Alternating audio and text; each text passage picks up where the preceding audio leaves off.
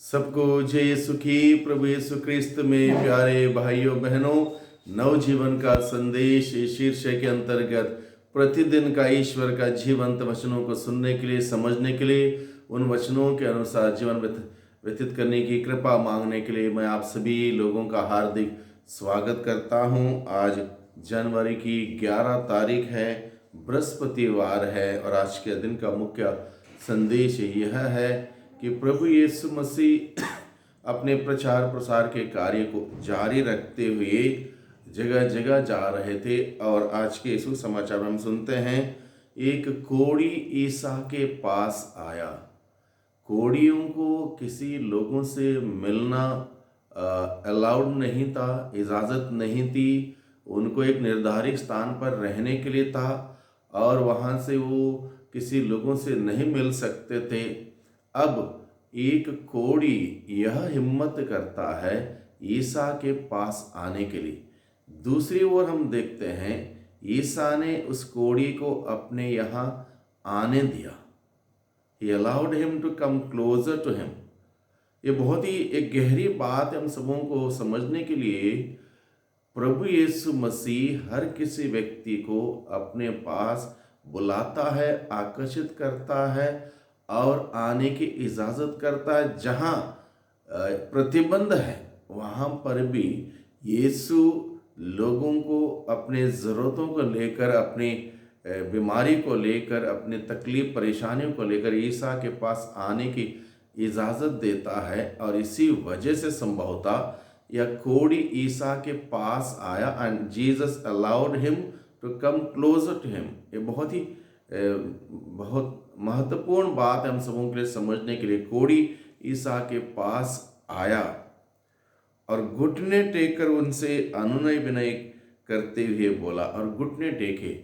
अब बीमारी से उसने ऑलरेडी घुटने टेक चुके था, बीमारी की वजह से घुटने टेक चुका था। अब ईसा के सामने घुटने टेका। घुटने टेकने का मतलब यह है कि प्रभु को स्वीकार करना, प्रभु तू ही मेरा उद्धार करता है, तू ही मेरा मालिक है, मैं तेरी आराधना करता हूँ, तेरे सिवा मेरा कोई दूसरा ईश्वर नहीं। इसका अर्थ यह है उसने घुटने टेके ईसा के सामने, यानी कि उसने दंडवत किया है, एडोर द लॉर्ड, आराधना की प्रभु की। और इस प्रकार से उसने घुटने टेकते हुए प्रभु के सामने आराधना करते हुए, दंडवत करते हुए अपना निवेदन उसने प्रभु के सम्मुख रखते हुए कहा, आप चाहें तो मुझे शुद्ध कर सकते हैं। If you want you can make me clean. क्योंकि ये कोढ़ उस ज़माने की असाध्य बीमारी थी। कोढ़ पाप के साथ अटैच की हुई बीमारी थी और इसमें जो ग्रसित होता है उनको पापी समझा जाता था, उनके बुरे व्यक्ति समझा जाते थे और घर से, समाज से बाहर निकाल दिया जाता था। ऐसे एक जीवन व्यतीत करने वाला व्यक्ति जिसको मान सम्मान इज्जत नहीं हुआ करते थी, अब वो प्रभु से क्या निवेदन करता, अगर आप चाहें आप सब कुछ ठीक कर सकते हैं, आपके अलावा दूसरा कोई भी व्यक्ति मुझे इस भयानक खतरनाक बीमारी से ठीक नहीं कर सकते। If you want you can make me clean. अभी आप चाहें, यदि आप चाहें आप मुझे शुद्ध कर सकते हैं। ईसा को तरस हो आया, the quality of god, having compassion. Isa को तरस आना।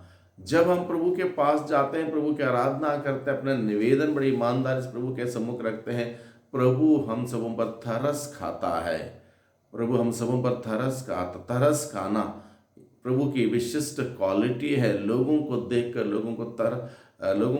प्रभु को तरस आता था और इस व्यक्ति को देखकर प्रभु को तरस हो आया। He had compassion on that man। उन्होंने हाथ बढ़ाकर यह कहते हुए उसका स्पर्श किया, मैं यही चाहता हूँ, मैं यही चाहता हूँ, शुद्ध हो जाओ। उसी क्षण उसका कोढ़ दूर हुआ और वह शुद्ध हो गया। तुरंत उसने कहा, मैं यही चाहता हूँ। So Jesus has come on earth to give us the fullness of life, and that's what he is telling, that's what I want, everyone to live the fullness of life। मैं चाहता हूँ कि ये सभी शुद्ध हो जाएं, सभी तंदुरुस्त हो जाएं, सभी स्वस्थ हो जाएं, सभी परिपूर्णता का, बहुतायत का जीवन जिएं। मैं यही चाहता हूँ। जब भी हम अपने अधूरेपन को लेकर प्रभु के पास जाएंगे, जब भी हम अपने अधूरेपन को लेकर प्रभु के पास जाएंगे, प्रभु हमसे यही कहता है कि मैं चाहता हूँ कि तुम बहुतायत का जीवन जियो, परिपूर्णता का जीवन जियो, आनंद का जीवन जियो, खुशियों का जीवन जियो। यही प्रभु हम सबों से कहता है। इस प्रकार से प्रभु चाहता है कि हम सभी पूर्ण रूप से अलाइव रहें, एक्टिव रहें और बहुतायत का जीवन को प्रभु से हर दिन ग्रहण करते रहें। और प्रभु यही चाहता है। प्रभु ने इस बात की घोषणा की आज के सुसमाचार के द्वारा, मैं चाहता हूँ कि तुम शुद्ध हो जाओ, मैं चाहता हूँ कि तुम परिपूर्ण जीवन जियो, मैं चाहता हूँ तुम आनंदित हो जाओ। और इस प्रकार से प्रभु हम सबों को आज के दिन में अनुग्रहित करता है, आशीष प्रदान करता है।